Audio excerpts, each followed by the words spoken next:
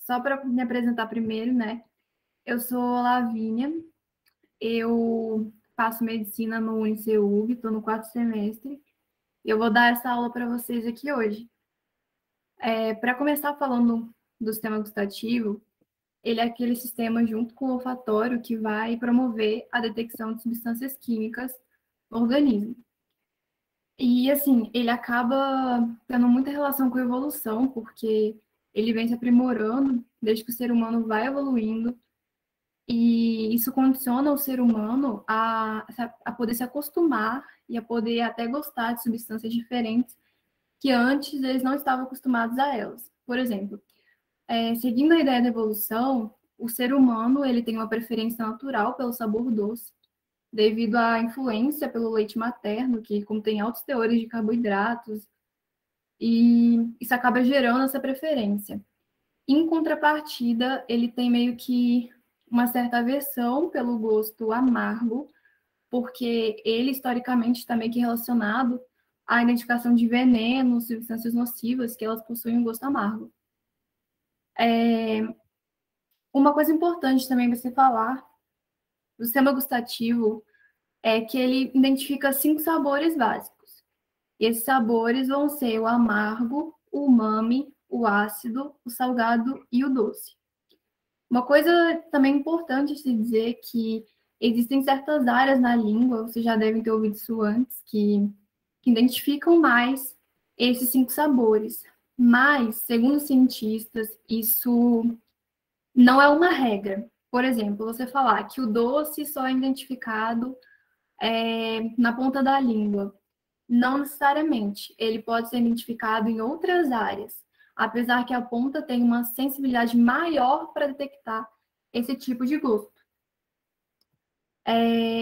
Uma coisa importante também é, por exemplo, quais as características de cada um desses 5 sabores. O sabor ácido, por exemplo, vai ser aquele que vai liberar íons H+, quando ele vai entrar em contato com a água, né? Porque o ácido tem essa propriedade. O estímulo salgado é aquele que vai haver quando você ingere sal que libere os íons de sódio, ou seja, o Na+. O estímulo doce, ele vai ser percebido por meio da glicose, da frutose. Frutose é aquele açúcar das proteínas, né? Além disso, também tem outras proteínas que também têm sabor doce e os adoçantes artificiais, que eles costumam ser muito mais doces, né, do que a glicose em si, e também são identificados. O sabor amargo agora. O amargo, ele é aquele sabor que vai ser característico de substâncias como a cafeína, o quinino, e ele também existem certos íons que você pode sentir um gosto amargo quando você ingere eles. E no caso, é o íon potássio e o íon magnésio. Já o umami é aquele sabor do sal glutamato monossódico. E esse glutamato ele vai estar presente nos alimentos industrializados, como processados, né, também, como presunto, a mortadela, a linguiça, dentre outros. Uma coisa também legal de se falar é que só a língua em si, só essa detecção dos 5 sabores, não nos permite identificar o alimento como um todo. Por exemplo, se você comer um beijinho e um brigadeiro, ambos são doces. Se vocês pensam, por exemplo, que a língua, ela só com esses 5 sabores, ela vai conseguir identificar qual que é o beijinho, qual que é o brigadeiro, no caso, ela sozinha não consegue. Ela necessita da integração com o sistema olfatório, porque existe um mecanismo chamado também de, como é que fala? Olfato retronasal, que ele é assim. Vocês estão vendo o meu cursor, o meu mouse aqui? Tá dando pra ver, sim. Tá dando para ver, não? Sim. Assim? Ah, Sim, tá tá. dando. No caso, essa via, o que que vai acontecer? Quando você pega um alimento, você mastiga, e ele vai aqui mastigando dentro da boca, ele também libera umas moléculas aromáticas, porque assim, os alimentos têm cheiro também, ou seja, eles estão liberando as moléculas dele. Então, essas moléculas vão passar por trás da língua, chegar no nariz aqui, e aqui em cima do nariz, a gente tem uma pele especializada para os cheiros, que vocês vão ver isso em outra aula, que essa pele vai identificar, e ela é muito específica, tem muitos receptores para diversas partículas, e elas, junto com os estímulos que vão ser gerados pelo sistema gustatório, eles são unidos lá no cérebro e assim vão permitir o gosto dos alimentos como um todo. Aí você vai poder diferenciar, por exemplo, se você está comendo um brigadeiro ou um beijinho. Que mais? E também tem uma outra coisa que é quando você vai sentir o sabor dos alimentos, para você sentir esse sabor, existe uma certa concentração que os alimentos, que cada partícula, por exemplo, o sódio tem que chegar a certa concentração na sua boca para que você consiga identificar esse sabor. Então, isso é chamado de limiar de concentração, ou seja, o mínimo que precisa para você poder identificar aquele sabor na sua língua. Aí eu vou falar um pouco agora da anatomia desse sistema. A língua é o principal órgão que vai estar relacionado à identificação do gosto. Mas ela, por si só, ela, como vamos dizer, ela é o principal, mas não é a única. Existem estruturas no corpo humano, como a faringe, a epiglote e o palato. Palato é aquela estrutura que a gente chama de céu da boca. Então, elas são estruturas que é aqui, ó, o palato, ou seja, o céu da boca, a faringe, que é essa área aqui, e a epiglote, que é essa área aqui que fica na parte de trás da língua, que, segundo cientistas, eles podem conter também papilas, mas elas não têm a mesma identificação tão precisa quanto as papilas que existem na língua. Agora, o que são papilas? Papilas são essas estruturas que você pode ver, por exemplo, quando você vai no espelho e tenta observar a sua língua. Você pode ver que existem um monte de bolinhas nela. Essas bolinhas são chamadas papilas. Dentro dessas papilas, a gente tem estruturas chamadas de botões gustativos. Aí vai ser assim: aqui, dentro da língua, a gente tem uma papila que, quando você olha, ela tem um certo buraco aqui, uma depressão que vai seguindo o formato dela. E dentro dessa depressão, aqui perto, existem os botões gustativos. E quando a gente fala que a papila da língua que nos permite sentir o gosto dos alimentos. Isso, na verdade, é uma informação meio equivocada. O correto é os botões gustativos presentes nas papilas que vão permitir que a gente sinta os 5 sabores básicos. Então, e no caso, essas papilas, elas possuem diferenças como o formato, a função e a localização. Por exemplo, a papila circunvalada, que é essa redonda aí, a primeira da foto. Ela é mais comum no terço posterior da língua, ou seja, na parte de trás. Já as papilas fungiforme e filiforme, por exemplo, elas são mais presentes na parte do meio da língua para frente.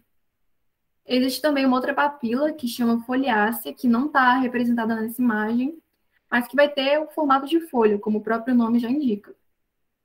Essas papilas, a filiforme, por exemplo, tem esse formato porque facilita o atrito entre os alimentos quando o ser humano está mastigando determinado alimento. Isso ajuda também a digestão posteriormente. A papila filiforme, além dessa função, ela pode também, como as outras, identificar o. Ela tem sensibilização para identificar o gosto dos alimentos. dentro dos seus botões gustativos. Essas outras papilas, como a circunvalada, a fungiforme e a foliácea, elas também ajudam nesse atrito, porém elas são muito mais focadas à identificação dos sabores do que o atrito em si. Para registrar, assim, para trazer alguns números para vocês compararem, na nossa língua a gente pode ter de 2 a 5 mil papilas gustativas. E em cada uma dessas papilas nós vamos ter de umas centenas de botões gustativos. E dentro dos botões gustativos, a gente tem células que contêm receptores próprios para identificar esses gostos. E essas células vão existir, né, de 50 a 150 células por pessoa. Isso varia dependendo de cada um.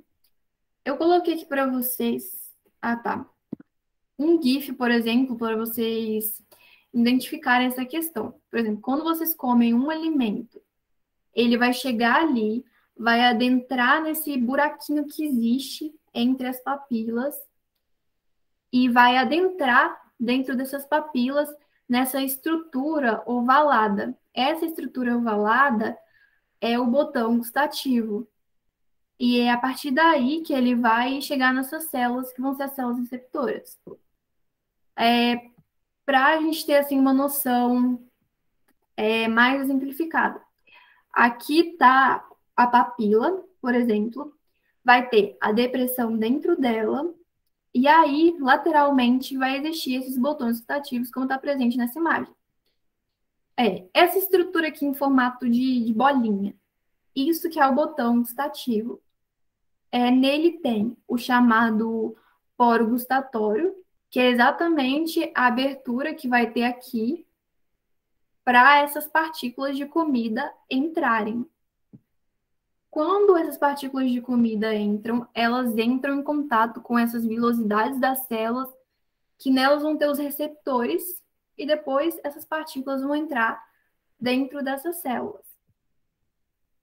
Essas células gustativas, elas vão gerar assim, inúmeros processos para identificar o estímulo químico que a gente está recebendo e depois, posteriormente, transmitir para o cérebro por meio desses axônios gustatórios que vão estar ligados a essas células.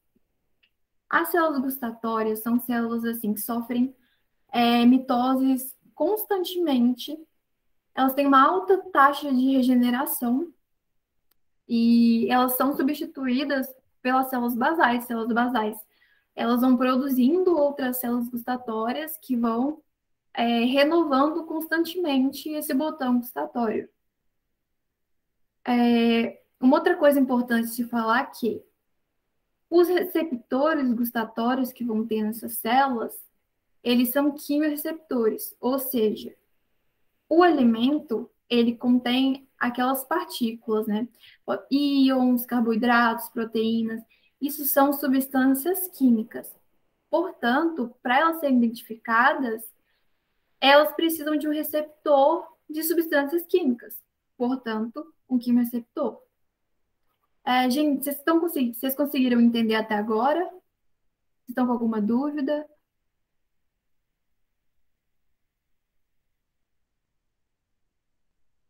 Não?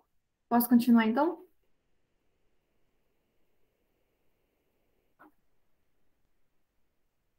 Tudo bem. Então eu vou. O que mais falta? No caso, quando essas partículas vão entrar aqui, elas vão gerar uma despolarização da célula. A célula vai fazer um processo, e aí, por meio dela, vai gerar um impulso nervoso, que vai seguir por meio do axônio que eu falei. O axônio, caso vocês não se lembrem, é aquela célula, aquela parte do neurônio, que é tipo uma cauda, um rabinho, que nela passa o estímulo nervoso. Aí, no caso, existe uma importante diferença, que é bom estar clara, que é a célula gustativa, aqui dentro desse botão gustativo, ela não é um neurônio. Ela apenas tem conexão com a parte de um neurônio que está indo no caminho em direção ao cérebro. Aí agora eu vou falar para vocês sobre transdução do estímulo nervoso. Para ficar mais claro, o que é a transdução? A transdução, ela é um fenômeno de, por exemplo, você pegar esse estímulo químico, ou seja, a substância do seu alimento que entrou na célula, fazer uma série de processos de modo que ela consiga ser transformada nesse sinal nervoso. Uma boa, assim, analogia que a gente pode fazer é, suponhamos que você você quer enviar um presente para um parente seu que mora longe e você tem que enviar por meio dos correios. Aí você vai chegar lá com o presente. Lá no correio você vai embalar o seu presente e de lá enviar. É como se assim, o presente que chega fosse a proteína, o íon, aquela substância que você está querendo identificar o gosto. É como se o presente fosse ela, que chega no correio. A embalagem que vai chegar, aquele processo de embalar e deixar pronto, seria essa transdução, ou seja, essa conversão em sinal. E o envio até o seu parente seria o estímulo nervoso que vai chegar até o cérebro. No caso, o seu parente seria o cérebro, por exemplo.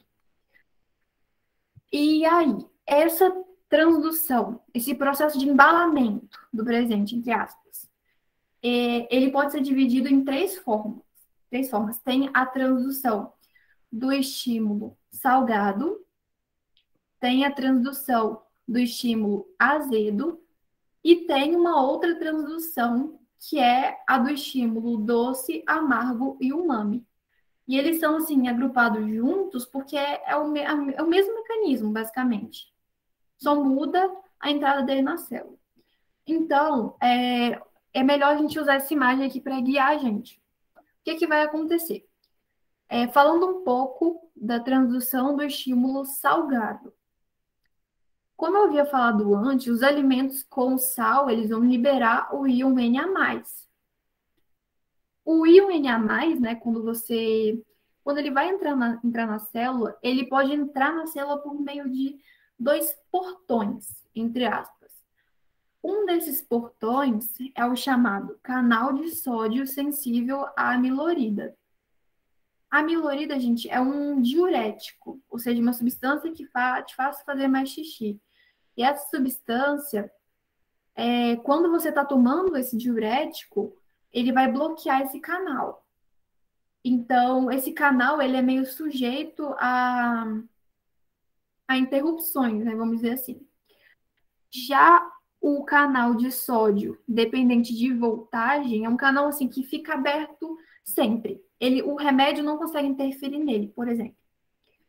Aí, quando o sódio vai entrar na célula, ela passa por esse portão dos canais de sódio. Lá dentro, esse nível de sódio, de íon que vai crescendo, altera o repouso da membrana, vamos dizer, a eletricidade que ela está, né? E aí, isso vai gerar a despolarização, ou seja, vai gerar um impulso nervoso ali, um sinal nervoso, na verdade, que vai fazer com que o cálcio entre dentro da célula, o cálcio do meio extracelular. Esse cálcio vai entrar dentro da célula e fazer essa célula gustativa liberar substâncias que a gente chama de neurotransmissores. Os neurotransmissores são as substâncias que vão chegar aqui, ó, nesse buraquinho, vai entrar em contato com o axônio, daqueles neurônios que eu havia mencionado, que vai seguir para o cérebro. No caso do estímulo salgado, o neurotransmissor que ele vai liberar, majoritariamente, vai ser a serotonina. Agora, falando um pouco do estímulo do azedo, da substância azeda. Ele é praticamente igual ao mecanismo do sal. A única diferença é que quando o sódio entrar, ele vai bloquear canais de potássio. Ou seja, tem aqui o potássio que não vai conseguir sair da célula. Isso também vai ajudar a despolarizar a célula. Uma coisa importante para falar também é que o íon que vai entrar na célula aqui é o íon H+, porque lembrando que o estímulo azedo, ele libera íons H+. Então, eles vão entrar, bloquear o sódio, despolarizar a membrana, fazer entrar cálcio, e o cálcio vai fazer liberar neurotransmissor, que no caso também é a serotonina. Agora, a transição do estímulo amargo, doce e umami, ele é feito por meio de receptor. Ou seja, a substância vai entrar na célula não por um canal, mas por um receptor. Esses receptores são chamados de receptores dímeros, porque eles são formados por duas proteínas. E esses receptores também, eles são acoplados à proteína G. Depois eu vou explicar para vocês o que é isso. No momento, eu vou falar que existem, no caso dos receptores para o estímulo amargo, existem cerca de 25 tipos deles, e eles são os chamados receptores T2Rs. Quando a gente fala do estímulo doce, o receptor dele vai ser o receptor formado por essa proteína aqui, T1R2 mais T1R3. E no caso do umami, vai ser o T1R1 mais o T1R3. Aí, quando a gente fala aqui agora, na célula, o receptor está aqui em cima, ó, perto da pontinha. Quando vier, por exemplo, a glicose, e ela se ligar a esse receptor, esse receptor dímero que está aí na membrana, ele vai ativar a proteína G. Proteína G é essa bolinha roxinha aqui que está embaixo do receptor. Essa proteína G, ela ativa uma outra enzima que a gente chama de fosfolipase C. Essa fosfolipase C produz uma substância chamada trifosfato de inositol, que é esse IP3 aqui. Esse IP3, ele faz com que esses canais de cálcio de dentro da célula sejam abertos e abre também canais de sódio que vão vir de fora para dentro da célula. Isso vai fazer aumentar os níveis de íons e despolarizar a membrana também, que nem tinha acontecido com as outras transduções. A outra diferença que vai ter aqui é que o neurotransmissor liberado vai ser o ATP e também pode ser liberada a serotonina. Os dois, sim, são os principais, apesar de na foto não estar representando a serotonina aqui. É importante só comentar também que a célula, ela pode liberar outros neurotransmissores, como, por exemplo, o glutamato, acetilcolina, dependendo da necessidade dela. Mas, assim, por via de regra, são a serotonina e o ATP, no caso desses três estímulos, esses três sabores. Uma coisa legal também, uma curiosidade, né, é que existem células que podem identificar um tipo de estímulo só. Por exemplo, tem uma célula que identifica o azedo, outra célula que identifica o amargo.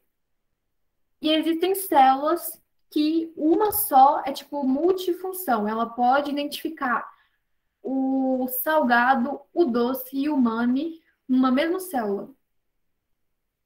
E quando ela identifica mais de um estímulo assim, na mesma célula, ela libera assim, neurotransmissores para diferentes axônios. E isso que vai fazer também o cérebro identificar qual estímulo que foi ativado dentro dessa célula que faz muita coisa, por exemplo. Aí agora eu vou falar um pouco sobre o caminho que esse impulso nervoso vai chegar até ir ao cérebro. Como eu tinha falado antes, os botões gustatórios são aqueles que vão identificar, né, pegar o estímulo, transformar em impulso, né? Que vai ser transmitido por meio dos axônios gustatórios primários. Esses axônios vão seguir um caminho, indo até o tronco encefálico. Do tronco encefálico, eles vão para o tálamo, e depois do tálamo, eles vão para o córtex cerebral. Para explicar com imagens. Nessa imagem aqui, essa cabecinha, você pode ver, existem essas três cores pintadas aqui. No caso, o mesencéfalo, que fica mais em cima, a ponte, que é esse amarelinho aqui do meio, e o bulbo, que é essa partezinha verdinha, que eles estão aqui próximos ao cérebro. Então, o que vai acontecer? O impulso vai estar aqui na língua. Aí ele vai seguir, vai até esse caminho aqui, chegar no bulbo, subir para a ponte, subir mais, e aí chegar no cérebro. E aí vai ser mais ou menos um caminho como esse. Logo quando os axônios vão sair das papilas da língua, eles vão sair por meio de três nervos diferentes. Dentre eles, existem os nervos facial, que são aqui essas partes mais anteriores da língua, o nervo glossofaríngeo, que é da parte mais posterior, e o nervo vago, que é essa parte, assim, também mais próxima à parte posterior e à epiglote. Esses nervos, eles vão seguir aquele caminho que eu falei até chegar no bulbo. O bulbo, ele é uma estrutura, assim, que nele vai ter a chamada área gustativa. Essa área gustativa, ela vai ter o chamado núcleo do trato solitário. Só para explicarem para vocês o que é núcleo. Núcleo é como se fosse um grupo de neurônios nessa área que eles vão ter a mesma função. São basicamente células que fazem a mesma coisa. Dentro do bulbo, que existem vários núcleos diferentes, ou seja, vários aglomerados de células com funções diferentes. Nesse núcleo do trato solitário, ele vai subir e vai chegando assim até o tálamo, e do tálamo ele vai para o cérebro. Eu vou colocar também uma outra imagem que vai ficar mais fácil identificar isso à primeira vista. Olha, aqui tem a língua, vai seguir os três nervos que eu falei. O facial, o glossofaríngeo e o vago. Eles vão chegar aqui, vão ir dentro da cabeça até chegar nesse bulbo. Aí eles vão subir e vão ir para o cérebro. Aí o que vai acontecer? Esses nervos, nessa via, a gente pode falar que existem 4 neurônios que vão agir nela. 4 neurônios assim em seguida. Deixa eu achar uma outra foto aqui para tentar representar. Eu acho que aqui pode ser. Por exemplo, quando sai daqui da língua, esses neurônios vão ser chamados de neurônios da via. É que, tipo assim, o primeiro neurônio que vai aparecer para guiar o estímulo nervoso. Então, ele vai aparecer aqui, guiar, até chegar no trato solitário, no núcleo do trato solitário. Aqui, eles vão conectar com o segundo neurônio, que vai continuar o caminho da via. Esse segundo neurônio vai ser o neurônio 2 da via.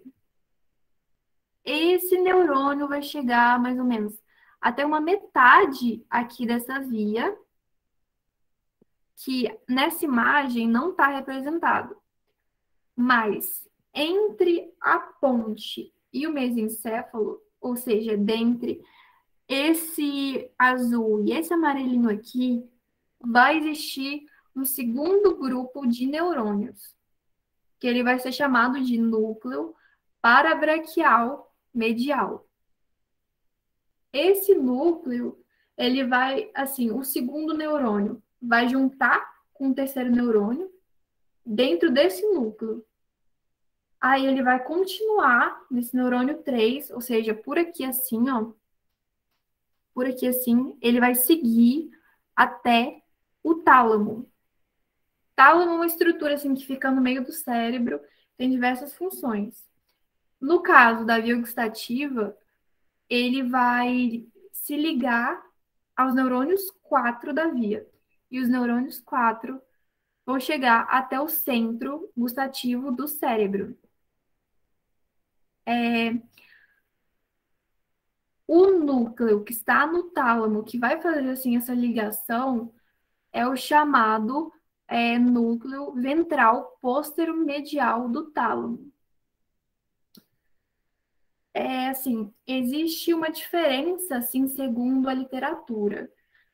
No caso, os autores dos livros de neurociências, eles dizem que pode existir também uma via, entre aspas, resumida dessa aqui, que no caso é o quê? Em vez de ter 4 neurônios, ou seja, um aqui, outro aqui, o terceiro aqui e o quarto aqui, eles podem, na verdade, tem somente 3, que vai ser esse primeiro até o núcleo do trato solitário, esse segundo que vai direto até o tálamo, ou seja, não vai ter nenhum neurônio parando nesse chamado núcleo parabraquial medial. Tipo, ele vai meio que direto.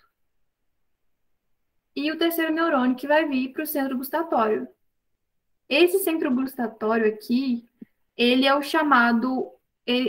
Quando a gente fala anatomia do cérebro, ele é aquela área que compreende o giro pós-central e o córtex insular posterior. Então, é assim que vai ir esse caminho. Vai ter do botão, vai para o axônio, do axônio, vai para o tronco cefálico, desculpa, que vai seguir para o tálamo e vai seguir para o córtex. Aí, para terminar a parte do sistema gustativo, eu só trouxe umas curiosidades também que tem muito a ver com a percepção de sabor, que é quando existem lesões no tálamo, ou seja, nessa parte aqui do meio do cérebro, que vai receber os neurônios, isso pode gerar uma perda da capacidade de sabor. Ou seja, a pessoa não vai conseguir mais sentir o sabor depois que ela tiver uma lesão nesse lugar. Uma outra coisa também que a gente pode falar. Esse núcleo aqui do trato solitário no bulbo. O bulbo, ele é reconhecidamente, tipo, com funções como o reflexo de vômito, digestão, respiração, atuação na produção da saliva.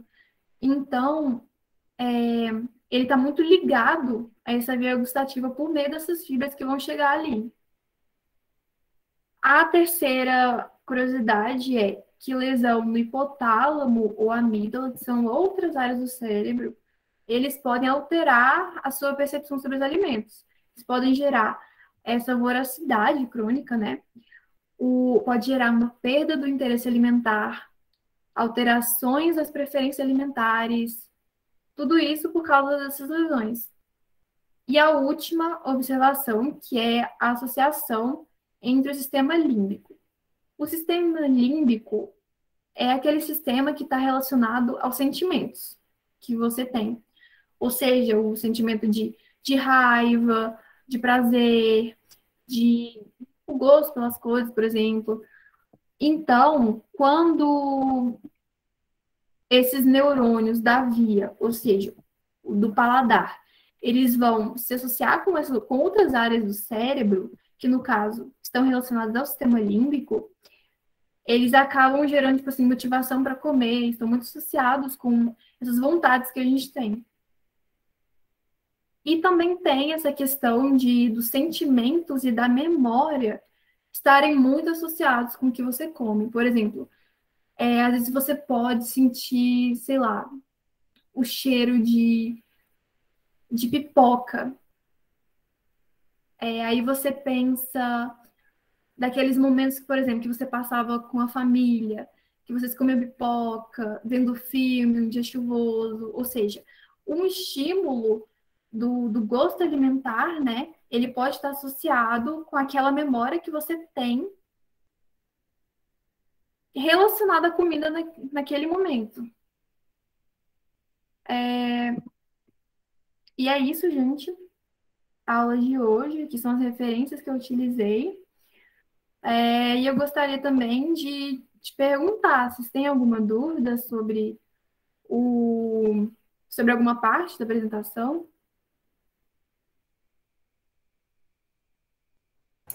Bom, Lavínia, queria agradecer você pela aula, né? Foi muito boa, os slides estavam muito bonitos, né? Depois você pode me mandar ele para eu disponibilizar para o pessoal, Obrigada, tá? Nuno, sim. Espero que vocês tenham gostado da aula, tá bom? Eu vou só parar a gravação aqui.